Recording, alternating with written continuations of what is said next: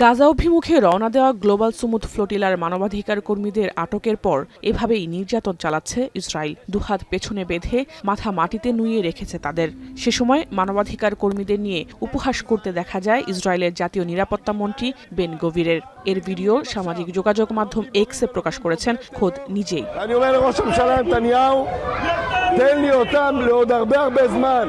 תן לנו אותם בבתי הכלא של המחבלים, ככה זה צריך.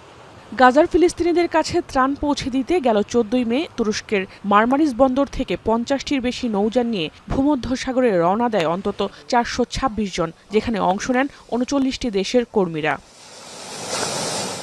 তবে আন্তর্জাতিক জলসীমা থেকে 48টি জাহাজকে আটক করেছে ইসরায়েলি নৌবাহিনী। বিষয়টি নিশ্চিত করেছে গ্লোবাল সুমুদ ফ্লোটিলার কর্তৃপক্ষ। এখনও সাগরে ভাসছে দুটি জাহাজ। বেস্ট ইনগ্রেডিয়েন্ট ও ইউরোপীয় মেশিনে তৈরি মজাদার কেক ফ্যান্টাস্টিক, যে ফানে সবাইকে টানে।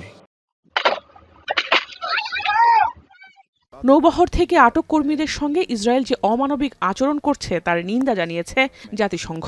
আটকদের যথাযথ সম্মান ও মর্যাদা দেওয়ার আহ্বান সংস্থাটির। All the people who've been detained should be returned swiftly to their own countries. And it is imperative that they be treated well along international regulations. মানবতার দূতদের উপর এমন আচরণে তীব্র সমালোচনার ঝড় ইসরায়েলের বিরুদ্ধে। এরই মধ্যে এ ঘটনায় নিন্দা জানিয়েছে তুরস্ক ও Spain.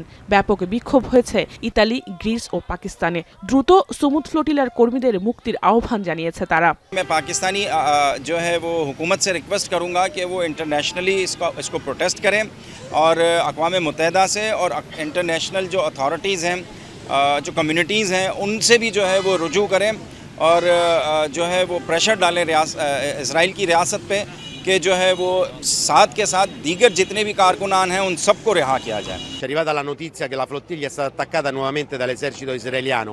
Questo vuol dire che noi dobbiamo stare al fianco di questi coraggiosi.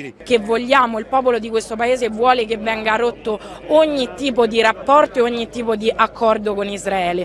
ইসরায়েলের মন্ত্রীর পোস্ট করা ভিডিওর নির্মমতা দেখেই প্রথম মার্কিন প্রেসিডেন্ট ডোনাল্ড ট্রাম্পের প্রশাসন থেকে নিন্দা জানানো হয়েছে। ইসরায়েলের নিযুক্ত মার্কিন রাষ্ট্রদূত মাইক হাকাবি এই নিন্দা জানিয়েছেন। জাহানারা ভুঁইয়া, এখন বিশ্ব।